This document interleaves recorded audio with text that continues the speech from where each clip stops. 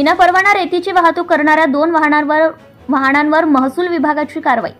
गोंदिया जिल्ह्याच्या सडक अर्जुनी तालुक्यातील नदी व नाल्यातून अवैधरित्या विनापरवाना रेतीची वाहतूक करणाऱ्या 2 ट्रकवर महसूल विभागाच्या पथकाने जप्तीची कारवाई करीत लाखो रुपयाचा मुद्देमाल जप्त केलाय।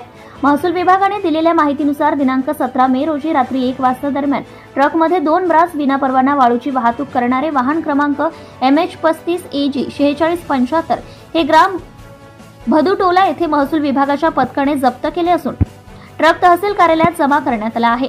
वाहनाचे मालक नामे रिहान शेख असे असून 9,000 रुपये किमतीची 2 ब्रास वाळू आणि 15 लाख रुपये वाहनांची किंमत असा एकूण 15,09,000 रुपये किमतीचा मुद्देमाल जप्त करण्यात आला आहे। तर दिनांक 18 मे रोजी सकाळी 7 वाजता दरम्यान 4 ब्रास वाळू अवैधरित्या भरून ग्राम मुरदोली पांढरी मार्गाने जात असताना वाहन क्रमांक MH35 AH 7788 ला महसूल विभागाच्या पथकाने पकडले असून सदर वाहन तहसील कार्यालयात जमा करण्यात आले।